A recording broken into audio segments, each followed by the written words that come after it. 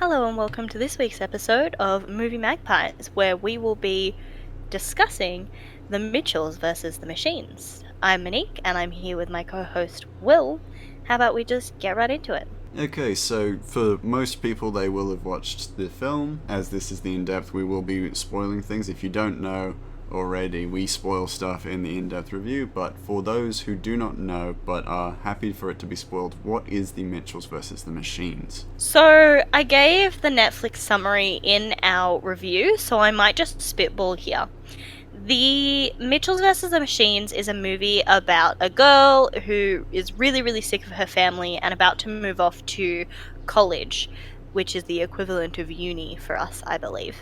And Yes. she has a very bad relationship with her father. Her father takes measures into his own hands to try and fix this relationship by putting them on a cross-country road trip to her university. Yeah. Except in the middle, a robot apocalypse happens, and they all have to become a team and save the world. Yeah, a pretty solid summary, I would say. Little on the long side, but Yeah. There are I'm not gonna hijinks, bit. there is danger, there is love between family members. It is a very wholesome family story at its core. Yeah, and I think that's an undeniable truth that whether or not any of our criticisms land for any of you or have any weight, I think this at its heart the film is still wholesome and enjoyable to a certain extent, and it's still a upbeat and feel good film to watch. Exactly, yeah. As much as we have gripes with it, Yeah. it is still quite an enjoyable film. Yeah. It's just a little stretched. There's a From a lot in filmmaking the film. perspective, there's a lot to it that doesn't need to be there. Thanks for saving me, bailing me out there. I had no clue You're where I all was good. going with that sentence, apparently. Yeah. But yeah, it feels like they tried to stuff too much into one movie and then didn't really commit to any of it. So Yeah, no, absolutely. But with most like the summary or the overarching themes of the positive stuff for this film, we might get into the more negative points that we found within this film. We'll get back to positives at the end because I've made a list of some good things about this film that I wanted to finish on, because there's still good to be found in this film. I just think that it may have been overdone. I think too much about this film was overdone for sure. this is definitely a lesson in you can always have too much of a good thing. Yeah. Overexposure is not the best thing to do. It doesn't matter if you're making horror, family, kids, romance. You don't want overexposure because it just means that your viewers are going to get a little sick of it by the end. Yeah, and I also think that if you focus on adding more, then the stuff that is really important starts to stops being maintained throughout the film, and you'll make mistakes. Because I wanted to talk more generally first off about the film. The film seems to prioritize spectacle over consistency, and as a result, there are continuity errors prevalent throughout the film. Yeah, it was one of those things that we were talking about where there are definitely continuity errors. There's one that you specifically paused to point out to me, Yeah, which is, of course, she's standing at the screen of this petrol stop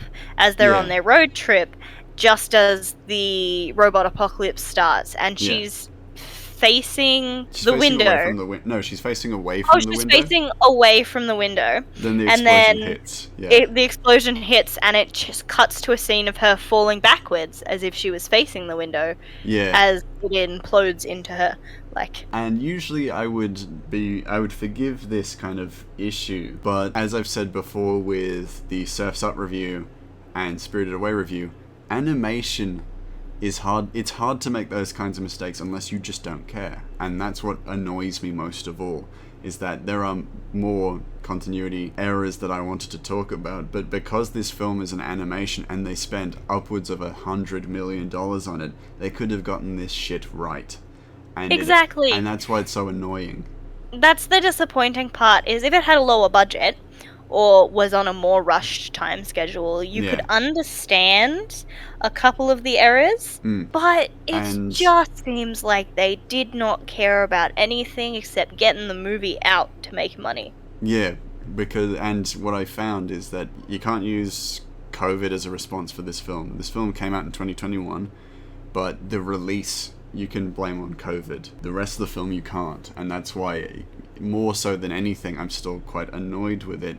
And there are a few that I can just really quickly mark off. There doesn't seem to be any noticeable realistic lighting with phones. In more specifically scenes like the scene with Mark, so the inventor of PAL, and PAL, there's one scene just before his big conference where he's talking to her and there's no lighting from PAL on his face, and he's holding Yeah, I it right up remember to that. his face, and it's just like, come on, you could have just added a glow, a soft blue hue. That's all you needed to do. Story-wise, there are certain points that actually, when you recognize them and learn to recognize these in film, plot armor is a little annoying in this film. There's so much plot armor in Yeah, this movie. I am so glad that you brought it up. yeah, I understand that it is a children's movie and it is rated PG, so there is not a lot that they can get away with. yeah. But also the amount of times that they get into scraps that they should not be able to get out of, and they're miraculously okay at the end. That is good. That's a very good point. They're cartoons as well, so that's something you can get away with, but they are rarely injured. What I mean by plot armor in this sense is that the enemies they're going up against are robots. Robots with a very clear feature that we have seen multiple times. They have this instant capture device, which it's basically Syndrome's ability to freeze people from long That is range. such a good comparison Yeah. of what the ability It's is. And ultimately, if it were an actual they device, it's super useful, but they don't use it on the main characters. yeah, exactly. They never use the instant capture device on the humans unless you know they're going to get away from it at some point. Mm-hmm. They usually go with hand-to-hand combat against the Mitchells. Most notably, the first scene in the film where they go, "Is that a car?" and then they just let it run them over. They could freeze that car in midair completely. Yeah. And they don't, because they're the Mitchells. They're the main characters. They can't be stopped, because if they get stopped, the plot stops. And another time where it's the more egregious with that is the ninja robots that are introduced in the later half of the film. They're supposed to be these super threatening, super lethal versions of the simpler robots, but they go non-lethal when they fight against the Mitchells as well. So there is no scale of escalation, because there's still no harm befalling the Mitchells at any point. So there is no sense of tension or fear for these people, because when the Mitchells arrive, the robots won't attack them. And you can pretend that it's the Asimov's law of robotics, and that could be an argument against what I'm saying, but like I said, the main robots have non-lethal instant capture devices that they never use on the Mitchells, and it comes across as lazy And the screenwriting. two times that they use it on the Mitchells, it's so that one of the other family members can save them. Yeah, and it leads to my most egregious point of continuity. In the later half of the film, Mochi is used as like a protective shield because the robots can't discern whether it's a dog, a pig, or bread, which is a very funny joke that eventually is run into the ground because it's It's a used very funny joke constant- Yeah. the first two times. The only problem with this idea and this turn is that when we're introduced to the robot takeover, the only member of the Mitchell's family that gets captured by an instant capture device is Mochi. Because Which he's a dog and he just sits in it. Yeah. Well, no, which indicates that the robot saw him, picked him up, and put him into an instant capture device. They didn't put him into the instant capture device.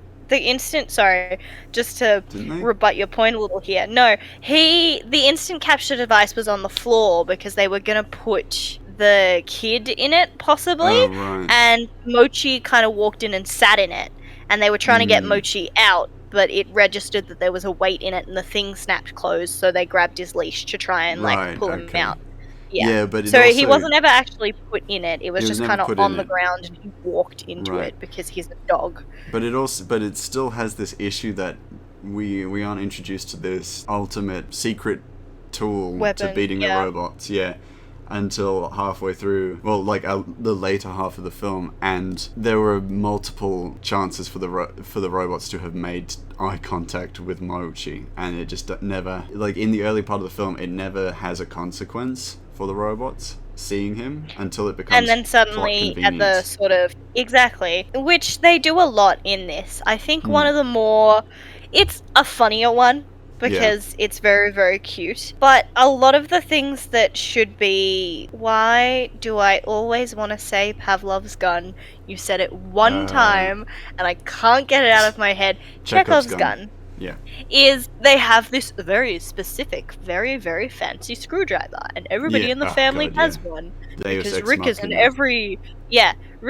every man dad, and he thought it was very important for every single person in his family to have their own version of this screwdriver Yeah. on them at all times.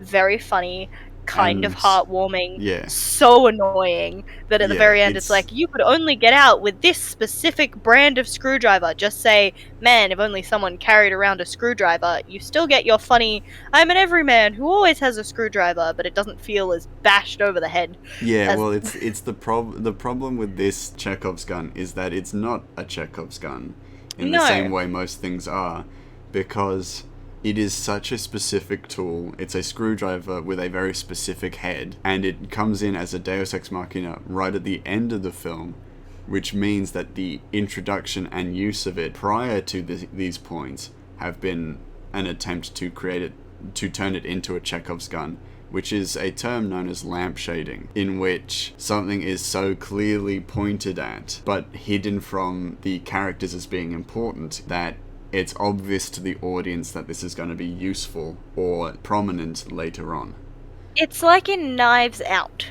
Yeah? Spoilers for Knives Out, We where haven't they have reviewed that that yet. No, go giant ahead. where they have that giant circle of like knives at the Yeah. back, and there's this whole conversation that they have at the very start of the movie where it's like, oh, I've been writing murder mysteries for so long that I almost feel like I couldn't figure out the difference between a prop knife and a Yeah. fake knife. That's a good Chekhov's gun, because Absolutely. he turns to the knife wall and pulls one out and goes to stab our main character, Yeah. and it's a false prop Yeah, it's a knife, prop because one, yeah. who But would that's, yeah. have a It's a- wall full of real knives in their living room? Yeah, that's a really nice use of foreshadowing for what would happen later in the film. And it definitely doesn't lampshade the audience in any way, because we don't know that's going to happen. No, we don't know where the movie's going, because Yeah. it's this half murder mystery, half almost trying to get away with murder. So it's Yeah. half who done it, and half, oh god, I hope they don't find out that I Yeah. done it. Yeah. And you never really know where the twists and turns are gone, but they're very definitely there on like a second watch. And Yeah. then you come to this movie and they're like, look at this very specific screwdriver that we have that we're Yeah. going to use to screw nails into plywood. What Yeah, the that heck are doesn't. you That's doing? remarkably stupid. Pardon? You're trying to like board the doors shut with Yeah. wood, and you're using a screwdriver? Though, That's admittedly, a screw would definitely hold the board for longer than a nail would, but it doesn't matter because it's so blatantly put there as with the clear intention of making sure that we know that it exists and that it's there. exactly. And then even once they've made that intention clear, they have to go ahead and, just to be doubly sure, double down on, like I said, they don't just say, oh, the only way you could get out of this is if you had a screwdriver on you. Yeah. Yeah. No, they're like, the only way you could get out of this is if you have the very specific screwdriver that we have with the very specific head. And I think you and I agreed that with this we can lean into the next point, that this film is never subtle about its story points. And Yes, it's 100%. really blatant with them, and I think that's such a poor way of writing story, honestly. I think one of my favorite, completely not subtle points is they've just had this actually incredibly good piece of character development for Katie, where she's Yeah. realized that she's taping over old family videos, and she takes a second to watch them and realizes that the little moose that she used to have as a kid was actually the last part of this house that Rick, her father, built just Yeah. before, she was born, that they had to sell and move, Yeah. obviously, because they just had a child and it wasn't, But it's weird that he didn't for just build whatever another reason. wing to the house. Well, yeah, that's the thing is we don't know why they had to move. Maybe it Yeah, wasn't child actually, safe. Maybe thinking it was about that too now, why far do you away give from up on the? schools. Why do you give up on his dream?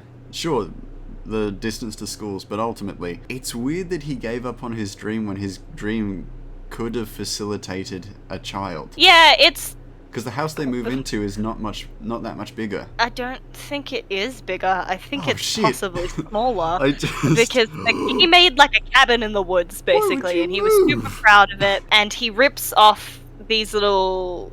Oh yeah. You know how sometimes on railings, when you get to the top, there's a pillar with like a giant Yeah. sphere on top of it for no I reason? think It it's. was like that, Yeah. but the spears were little moose. Yeah. And he took one of the moose spears.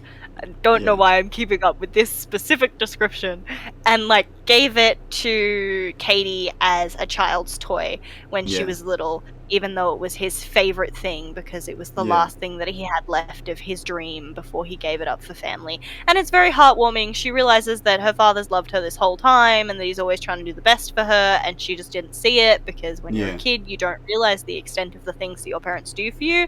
That's just being a kid. Pretty much. And then they turn around and the dad's like seeing the giant creator that started this whole apocalypse watch one of the Yeah. videos that Katie's made. And instead of it just being like, oh, people do watch Katie's video and they do give people joy, she can actually do something with this career Yeah. she wants to do. It turns around and is like, here is a very specific scene of this dog cop where cop is talking to a character very much based on the father, and the father's Yeah. like, you shouldn't go away to cop school. You'll never turn out to be anything good. I can't believe you should Yeah. stay here with us and be It's so stuck and blatant. stagnant forever. And it's like, can you stop bashing us Yeah. over the head with literally the worst point possible? Yeah. It could have It's just been, yeah. oh, she can make a living from this stuff, but instead it's, she can make a living from this stuff, everybody likes it, and you're a shitty father for wanting to keep her from her dreams. Like, Yeah. calm down. And Chill. like that scene specifically almost feels like the creator's last ditch effort at trying to present the main issue of the film as being a mutual lack of communication between Katie and Rick, and it's not. They No, did there so is, much characterization of Rick that it ends up being Rick's kind of the hero. Katie is a secondary antagonist, and Yeah. It even becomes Katie is a very, very moody teenager that wants to go off to college and pursue her dreams. The dad is rightfully worried about her, but doesn't actually understand how to verbalize that properly in a way that she won't get mad at him. And Yeah. at the very end, they're like, oh, but he was wrong too because he didn't understand her. It's like, Yeah. of course he didn't understand her. He was just trying to look out for her. Yeah, and like everything that Rick kind of does, it comes from a grounding that you can understand in a roundabout way. You can understand how he led up to that point, and you can understand why he reacts the way he does. With Katie, it's almost more, unless you admit or recognize that a lot of what she does is out of a selfish desire, and not necessarily selfish in a negative sense, but in a self-serving desire to move away from home and be with people who she believes will understand her better. Yeah, she names the group chat of all of the people that she's never met in person and have only been speaking to for a couple days, Yeah. maybe 2 or so weeks. We don't know. Time is incredibly relative in this movie. Yes. My people. And it's Yeah, like, and ultimately, like I said in the review, in a film school, you're not going to meet... Everyone you meet is not going to be exactly like-minded. I think with film, it attracts a great deal of different people and different perspectives, which is absolutely incredible, but the fact that they it's don't point that probably... out is weird, honestly. Yeah, it's probably one of the only majors where you can get such differing perspectives. Yeah. Because a lot of other ones, you're all going for the same roundabout thing, but in film, there are so many different genres that anybody could come and be like, that movie that you like is trash because it's romance, like... Yeah, people want to make films for hundreds of different reasons. The belief that all the people who want to make films want to make them with the same intention of making the same kind of comedies as Katie, it would be incredibly unrealistic or unconvincing, honestly, because film is such a wide and broad area of the arts. I'll talk about from my personal perspective, but for me, I wanted to make documentaries, and then I came to film school because you don't really go to documentary school. But You're so sweet. but I'm going to ignore that. But then I met people who wanted to work in film. Some people who only wanted to work in short film because they felt it was the best medium to get their ideas out in such a small, condensed package. Some people wanted to do film, but they wanted to be a first AD, so they actually wanted to do all the, not the paperwork behind it, but they wanted to do all the planning and talk to the actors and book locations and things like that.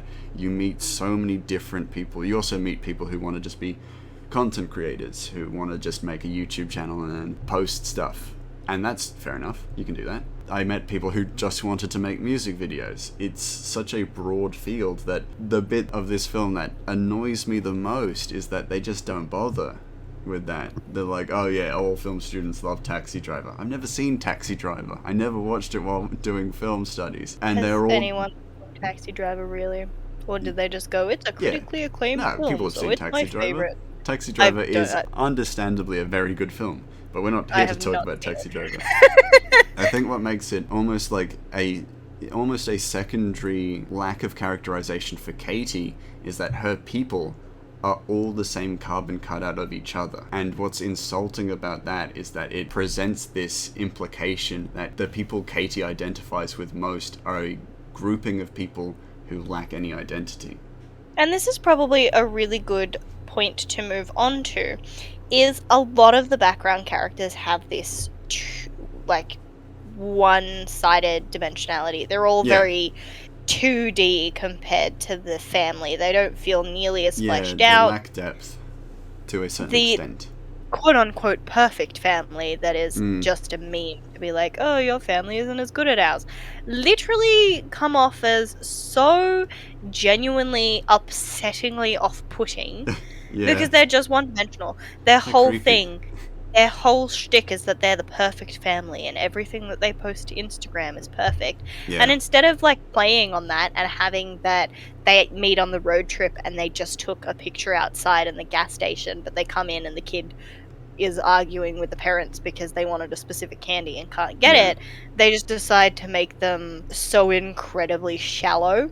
And I almost feel like the dad is almost certainly a serial killer. Because they're just so weird about He's so it. prepared for if anything goes wrong, but he doesn't talk when everything's normal. I think that guy, he's like the Patrick Bateman of serial killers. He seems so normal, but a little too normal. I just, the family is, the perfect family is just weird, and I don't think they're the kind of people you want to aspire to be, and I feel like Linda is misguided in that because I think she's one of the best characters and she wants to be someone who's vapid and narcissistic. That sucks. Yeah, exactly. And by the end of the film you can see that she's kind of a little disillusioned to them. Yeah. But only because the mum comes up and she's like, you saved the world. Yeah. I can't believe you did this. As thanks, I'm going to give you a one-time super special thing and follow you on Instagram.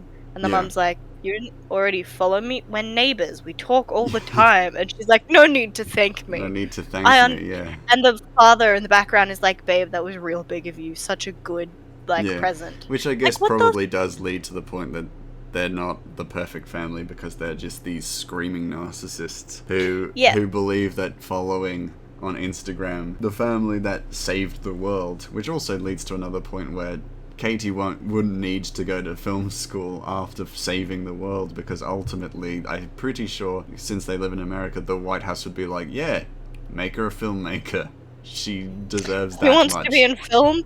Give her a real big budget to make a film about that one time she saved the world. I'm sure it'll be great. Everyone will love it. But yeah, it does suck that a lot of the side characters do not have quite as much characterization. Some characters like Mark, the head of PAL, has a nice amount of characterization, but it's also the sections with him in it are always so weirdly random, where he, like, I'm specifically talking about the bit where it's just like they cover him in nacho cheese and then throw him in a toilet, and it's just like, this, I mean, it's very funny, but also just so weird. It's such a weird point to Yeah, and to make. play a little bit of devil's advocate, a couple of the more odd or out of left field jokes are probably more for children who are Yeah, watching the absolutely. movie And they're usually the instead more of funny parts as well. for people our age. But that's almost worse because all of the stuff that's directed at people our age, only like two of those jokes are funny. Yeah. And one of them is an entire scene about the robots being flight attendants for welcome to your trip to Yeah. the end of the world, like I do find that section, that scene really, really funny, just because it's probably some of the slightly darker humor in this film, where they just show a flight attendant scene or a taking off video that you would see on a airplane, but it's the robots explaining what's about to happen to humanity, that they're going to be launched out into space forever. It's incredibly funny Mm. because I said this in the review, but this is a very much boomer humor type of vibe. They like make a joke at one point where the Wi-Fi goes down and everybody turns Oh into god, Lord yeah. of the Flies, and putting laptops on spikes and completely devolving society. And Yeah. then the other side of the boomer humor joke is they're like, oh, Rick is a dad and he can't figure out how to search something on YouTube. Yeah. Stress, and it's so weird. But this flight attendant That scene, that's one of the bigger jokes that do genuinely land. I think land yeah, quite well. it almost accidentally completely hit that sort of niche of humor that they were going for with the whole film, where Yeah. it's just dark enough that people are going to be like, oh, that's weird, but also still incredibly amusing. Yeah, I think because we're onto the boomer humor kind of section of this, I wanted to talk more broadly about some of the jokes, some of the main fallback jokes that are always kind of used in this film. One of which being where they pause the movie and then make a quick, a quick meme joke, and it's just not funny. It's just never funny. Where the movie will pause and then something will flash on screen and then the movie will start again, and it's just never funny. At no point is it ever funny. And for me, it felt like if you had the director sitting on the couch next to you, and you're watching a film, and then he pauses it and makes a joke and stares at you, and I don't think anyone's gonna say that that's funny. In a way, I think it's so annoying. Genuinely, it's a film that cost 50 to 100,000 because they're not sure, for some reason they're not sure on the budget. It cost upwards of 100 million to make, and one of the most consistent jokes that is used in it is pause the movie, meme, play the movie again, and it's just like, no, I don't want to. Oh, 100%. I think one of the things to say is it's almost like if you were watching a film with Leonardo DiCaprio in it, and Yeah, every single time one of the shots that has been turned into a meme of Leonardo DiCaprio, we all know there's a lot of them, they paused the movie and immediately started searching for that specific meme because they yeah, just had to show you, like, look, this screenshot, that's the meme. Like, yeah. we don't care. It's yeah, and there was a point I wrote a note about it, but after sitting through a series of jokes by the robots who are pretending to be human, I remember that this film is almost 2 hours long, and yeah, they draw out jokes that just that aren't funny, and it leads us onto the Furbies scene, which will lead me on to my pointless research. But they include Furbies in the film, which is fine because ultimately Furbies are freaky little toys that should have never been mass produced. They are the And creepiest, I want one. most terrifying, adorable, fluffy thing. Yeah. But like the mall is plagued with them, Literally and plagued. like their presence is funny at first, but then it continues to drag on. And I then they think have they the were. super Furby. Yeah, and that whole scene would have been funny, except for some reason they take this incredibly odd turn with the Furbies, where Yeah. we all know Furbies can speak English. It's one of the things that makes them Yeah. terrifying, is that sometimes they just turn on E. by Yep, Yeah. and they turn on them by themselves. They haven't had batteries in them for years, and they'll just be like, Furby! And you're like, oh my god, that thing Yeah, is sometimes if haunted. they don't have batteries in them, they work, and it's because Furbies, this isn't my pointless research, but Furbies are the most easily possessed children's toy. What the fuck? I'm sorry? Back up. The What? most possessed Well, children's most toy. easily possessed. None of this is based in fact. This is just my belief. Okay. You said that this was part of your pointless No, research, I and said it's now I'm not part of my concerned. pointless Oh, research. okay. I thought you said But it was. I was like, what am I getting myself into? But we'll lead on to my pointless research because we're talking about Furbies. Furbies haven't been a thing for years. I know they're trying to revamp Furbies, but no one cares. No one wants a Furby. But this week's pointless research is dedicated to the references and jokes used in this film. They feel dated, don't they, Monique? Yeah, so incredibly dated. Like Yeah. the screaming monkey Yeah. meme that I genuinely don't think I've ever seen in my time on the internet. Do you feel confident in stating that a lot of the references and jokes in this film are definitely not of the past few years? No, early 2000s, the Oh. earliest. Would you feel confident in being able to date these certain jokes and Is references? this where you're gonna make Welcome a to fool this out of week's me? Pointless Research. It's Pointless Research Trivia this week, and I am going to be asking Monique and you, the audience, if you can guess the year that these memes and references were actually prevalent. Before we begin, I would just like to say, I understand I am incredibly horrible at trivia. Yes. I don't know shit about anything. And Please this- do not come for me in the comments. I am incredibly fragile. and this is the why I decided to choose trivia, because you are notoriously not great at it. We've been doing weekly trivia while we've been in lockdown at work, and I consistently get 1 to 4 points out of 19. Yeah. So, audience at home, feel free to join in. This Actually, week- fine free to roast me in the comments. I'm No, fine don't. with it. No, don't. I don't think anyone's going to do necessarily well. If you do, let me know. But also be honest, because I know that most people probably aren't. Anyway. Honest system here. Anyway, I'm ready. let's get on to this. So, we'll start with a reference. So, a movie reference. And there are going to be quite a few movie references, because It's this is... Al. This is... No, it's not that. This is a film dedicated to telling a story about a teenage girl who wants to be a filmmaker. One of the references is to The Shining. Monique, can you tell me when The Shining came out? You don't have to give... 2007? 2007. Is that your Maybe. guess? Yes. The Shining came out in 1980. Fuck! I knew it was old, but I couldn't remember how. This is not gonna go well for me. I hope you guys know this is exactly how every question is gonna go. I haven't seen The Shining. I should probably watch it. It's like an iconic horror movie, hey? Yes, it's quite iconic.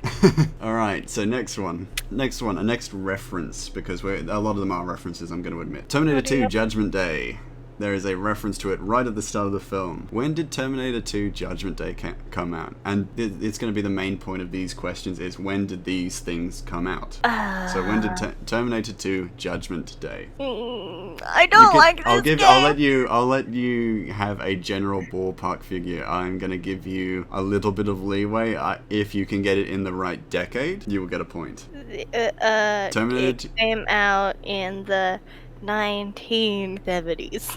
1970s. I'm also gonna give you an opportunity to, like Who Wants to Be a Millionaire, to lock it in. So, are you sure about that?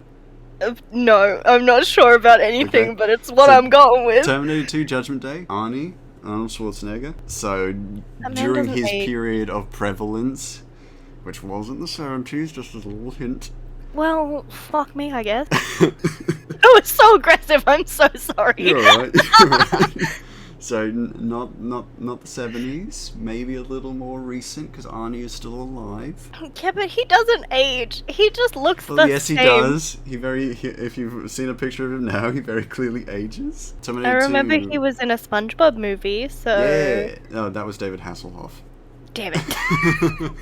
Arnold Schwarzenegger is the Terminator. Well, Oh God. I haven't seen any You're of the going to Terminator do well. movies. Okay, well, I'm gonna let you guess. I'm gonna let you guess now. I get. Okay, well, I'm going with the 2000s again. Like 2000s? 2001. It was 1991. So no. I was closer. All right, next one. Isle of the Snake People. I Katie, literally this have- Katie, this 18-year-old girl references Isle of the Snake People. When did Isle of the Snake People come out? I genuinely have no clue. I haven't the even closest heard of this decade. movie before. Give it a guess. Can I have a hint? Yeah, you were on the right track with Terminator 2 Judgment Day. The 1970s? Correct, 1971. That is 1 point. I didn't realize. What a that- hint. Look, I am going to be kind because ultimately I would be surprised, and there are 21 questions. So There are 21 questions! well, there are 21 references. So let's get through this. Willem. Dial M for murder. Right at the start of the film, this little Katie in a flashback of her being a little girl made a film called Dial B for burger. That is a reference to Dial M for murder. When did that come out? Like the 60s. Ooh, pretty close. It's 1954. Oh. Alright, she also, later in the film, has a book, The Art of Film. When did that book get published? You got this, come on. You got this. The Think about it. A 70s? book. 70s? Maybe. Do you want to lock that in? Ooh, the 19th century. Yes, I'm booking it in. Locking it I know in. You're nothing. It is the 1990s, sadly. Unfortunate. Alright, she also has... Most of her films are parodies of the K Collection. I wish I'd done a little more research on them, but those are a series of films. What is the K collection? They're a series of films that are... It'll take too much time to look up, honestly. There's already 21 questions. Just go. Gotta look them up. Are you genuinely looking it up right now? Yeah, I'm not gonna find a conclusive answer. So, the K Collection is a series of films that came out earlier than the 2000s, around about your wheelhouse, and it came out starting from a certain point and then went till another certain point. So if you get any date between these two times, I will give you the point. It was from the 60s to the 2000s. So I don't know. So it was from the 1970s Oh! to 1998. So I'm going to give you a point because you got that around about that wheelhouse. Dang! I was not. I'm not doing well. It's fine. There's a reference to They Live. When did that come out? The film They Live. I feel like it's an old one because I've Sure. legitimately never heard of it. So, I'm gonna go for the 90s. 90s?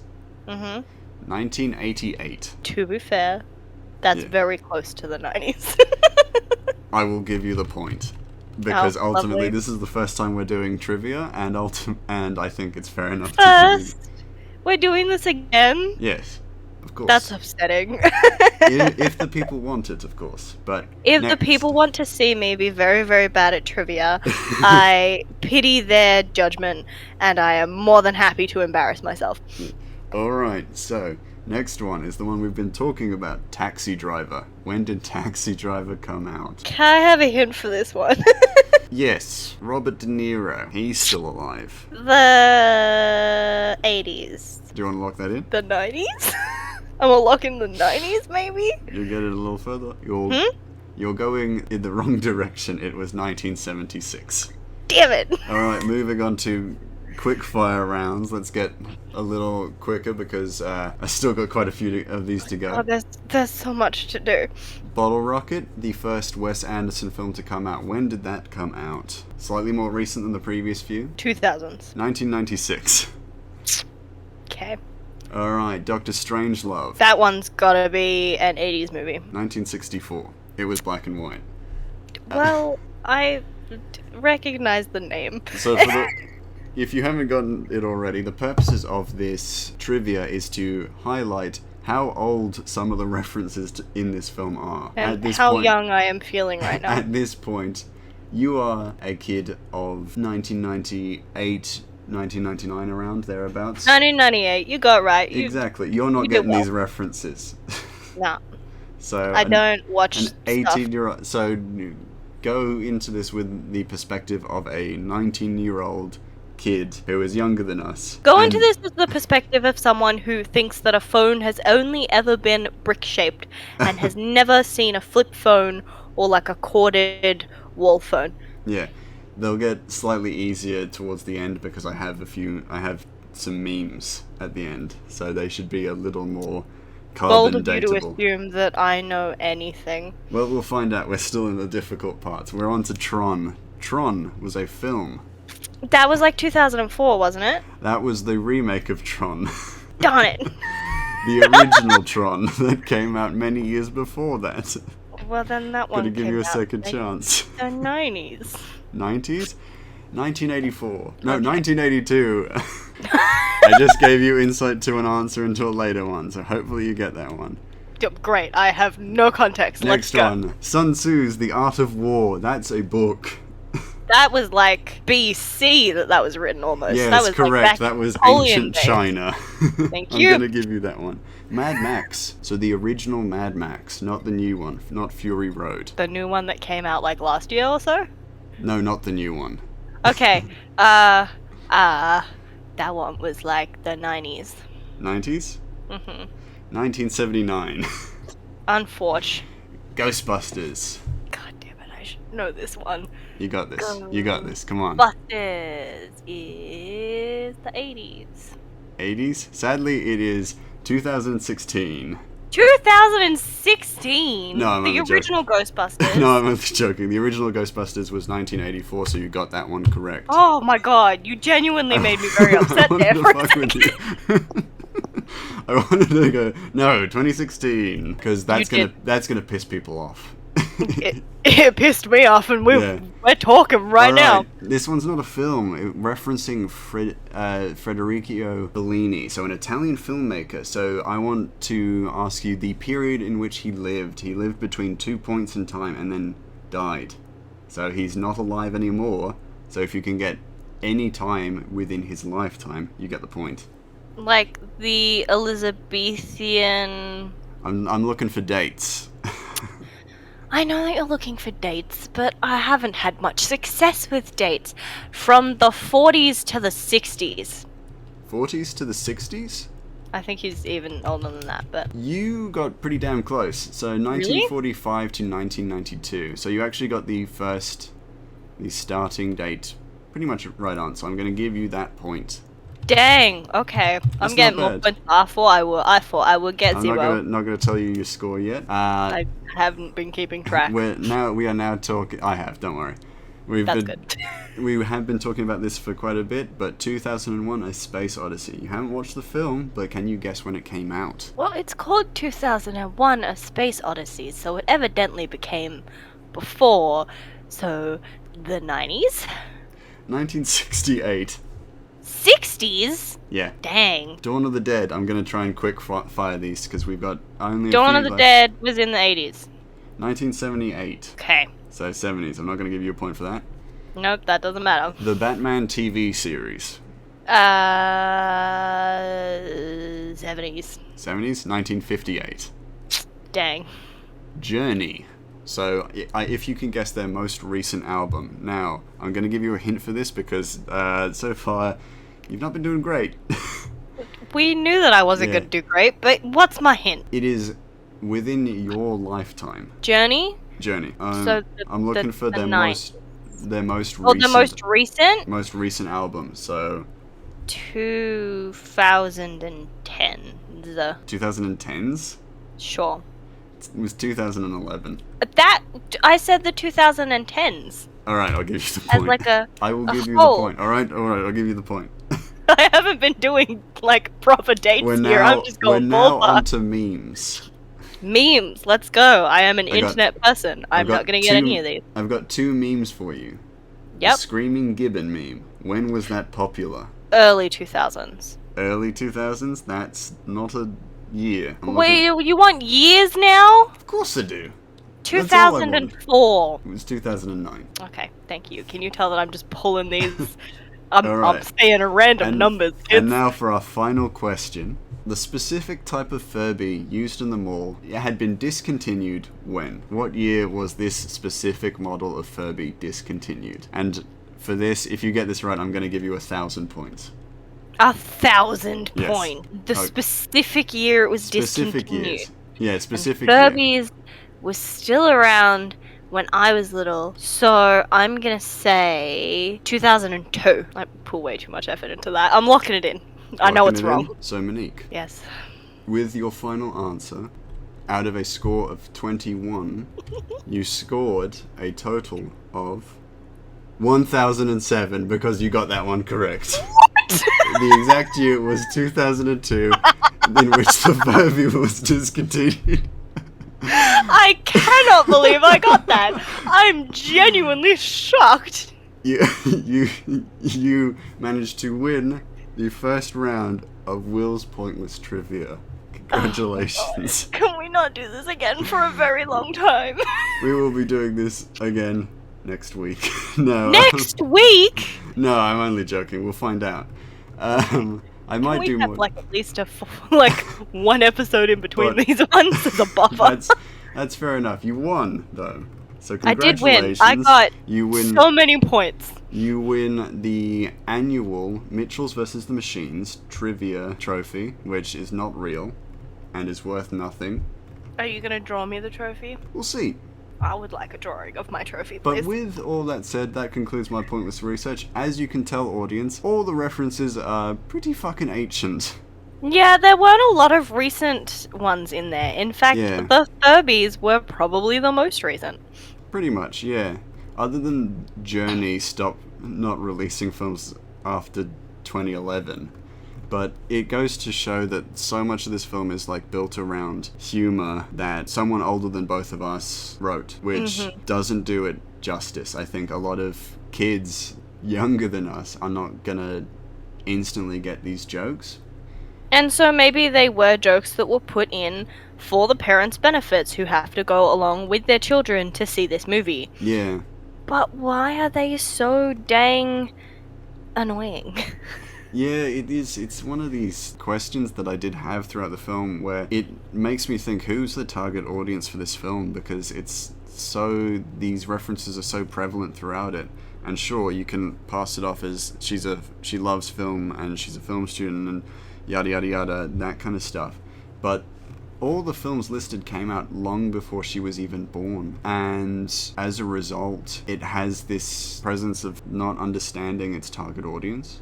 You know, it almost makes me dislike her more, because now not only is she an aspiring film student who doesn't understand how, being a film student works, Yeah. she's also super pretentious with her favorite films. Yeah, absolutely, and it is really weird, and it also leads on to the final kind of part of what I recognized in the boomer humor kind of section, is that it also sometimes feels like the film doesn't know how old Katie is at points where when she's little, she's doing stuff with dial B for burger that most people probably wouldn't be able to do until they were a great deal older. Yeah, it's super interesting that a lot of her more murdery references Yeah.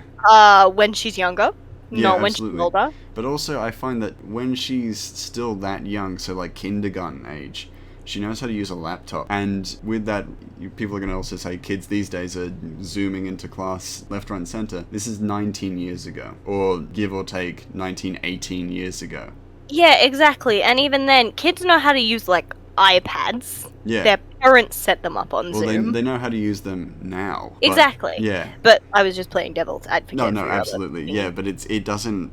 It's weird because it doesn't track because Katie, let's say, Because we're technically the target yeah, demographic of, Katie's age, if she's around her, So 19, kindergarten 18. age, yeah. Well, yes. So she's 18, 19 in the movie, which came Yeah. out this year, and we're both early 20s. So Yeah. we're technically in the age group that she is. Mm. I grew up with no phone and then a flip phone. I grew up with I dial-up, yeah.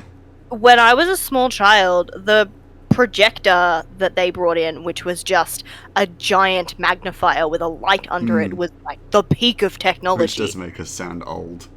Yeah.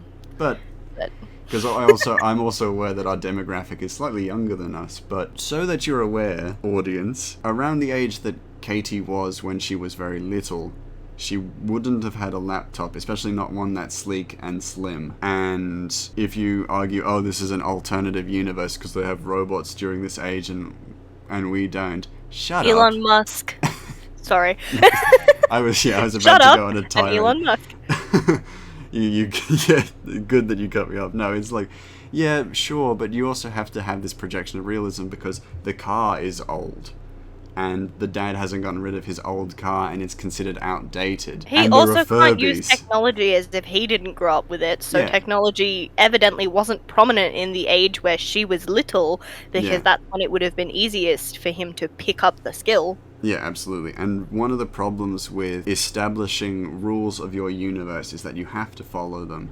And even though this film has robots and high-tech AI, it still came from an origin where technology evolved very similar to our world until this final point with PAL and the robots. And even then, we still have some close links where we could be getting robots similar to this in the future with Elon Musk's service bots and things like that. But with that all said, it just, in terms of the writing, it comes across as the writer not understanding the target demographic, and as a result the story really suffers for it. But as we're getting close to the end, because that trivia did run a little bit over, which is ultimately my fault. 21 questions, William. I thought we were going to be quick. It's not my fault. But it Which is is not your fault. it It's is not my fault. I didn't know we were should be doing blamed. trivia. Do we want to Sorry. get our final thoughts out and talk about some of the things that we did like? Yes, so I did actually want to mention a couple positive Yeah. points in the movie. I'm literally just going to list them, almost dot point style, of the parts of the movie that I found extremely funny and that Will definitely called me out for and Yeah. knew that I would find funny. Linda, the mother, they're getting chased through the mall and she sits down on a massage chair, and when Katie tries to pull her out of it, she's like, no, because it's Yeah. going and it's very comfortable. That's a mood. The washing machine sets itself from like delicates to carnage, and Yeah. then behind it, a blender says, and pesto, which is amazing. The router being broken also ruined the upload of the kill code, which pulled the plot along, but also was a nice Yeah. point of continuity, which is rare for this movie. Yeah. And there are genuinely some really funny bits in this film, for sure. Yeah, like the air hostess scene, Mm. the animation style for the rhombus is amazing. I Oh, really, yeah, really super cool. like it. And Katie doing the fall, and Dog Cop is behind yeah. her on the giant screen. Big Into the Spider-Verse vibes Oh, there, yeah. Well, and I quite yeah. enjoyed it. What's awesome is that it's the same studio that made Into the Spider-Verse, so they can do visually stunning scenes, and that one is just one example. There are definitely scenes in this film that are visually really nice to look at. There's one scene when they're refueling and it's lit by the interior car light, and it's still visually beautiful and worth looking at, because it's just, there are some genuinely nice looking parts to this film.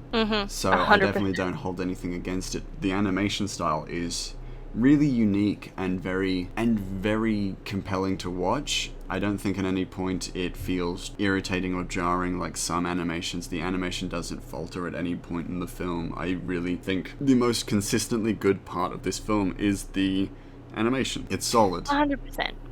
And I mean the animation style. I know there are continuity errors and issues, but the animation sticks to what it believes. Well, it sticks to the assignment when it comes to stylization and the appearance of characters and vehicles and landscapes, and it all looks really, really nice. Some of it, I will admit, some of the faces of characters is a little bit freaky. I think the mother of the perfect family is a little bit horrifying, honestly, because her face is just really long. Yeah, it kind of almost blends into her neck. Anyway. Other than that, the film looks really, really nice. So I'm not going to hold anything against that. I think some of the rhombus stuff looks really, really cool. There's a really awesome neon vaporwave kind of style to it, and as a stylistic choice, you can't go too far wrong with that. I think, all in all, this is a really nice looking film that, though it's let down by certain aspects in the story, it's still absolutely worth watching for a understanding of animation and modern animation, because it definitely does a lot there. Some of the characters are really fun to watch. I think Linda and Rick are two really nicely characterized individuals in the film.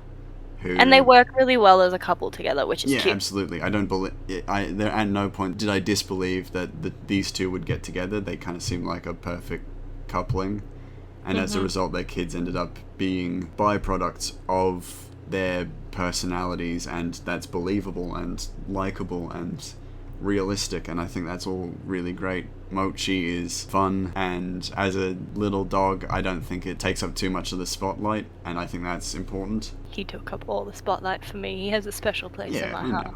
But with all that said, I think we should wrap up. Do you have any final thoughts for... I do have a couple final thoughts on this one, and I will make it super brief because we did take up a bit of time with trivia.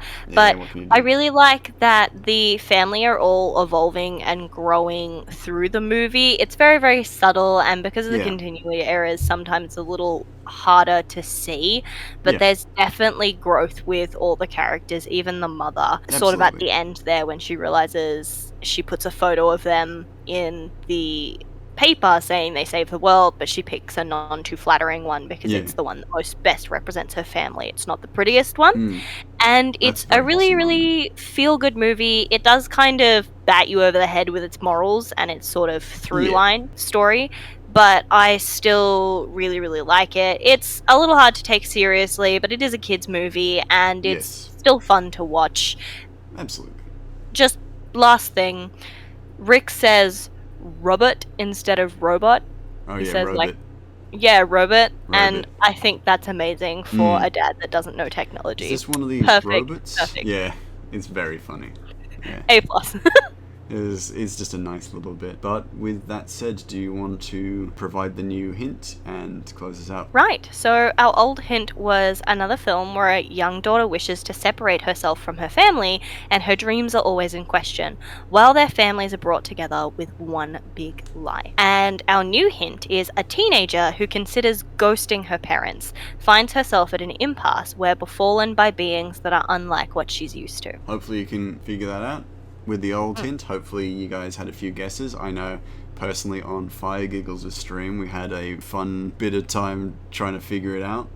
Guessing game. Yeah, we had a real time trying to figure it out, and ultimately me not giving anything away. It's a lot of fun, but if you want to guess, I'm more than happy to hear guesses. I won't give anything away, but if you give a good guess, guess what? You get 1,000 points. And 1,000 points means so much in this universe. Yes, it does. You don't know what those points lead to.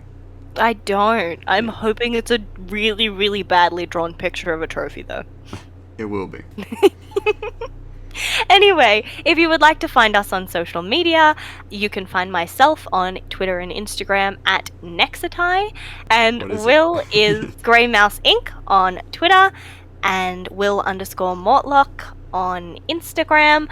I'm much more active on Twitter, he's much more active on Instagram, and please do come and follow me on Twitter because I give updates on when episodes are going up. I do hint refreshes, and we're about to start doing some polls to see if there's any movies that you would like us to review. But with all that said, thank you all so much for listening. We love doing this, and sorry that we had to take just a quick break for a week. We will try to be consistent, but you never know, life is life, and we will do what we can to stay regular. But thank you so much for listening. We are very grateful for each and every one of you, but we will see you next week. See you then.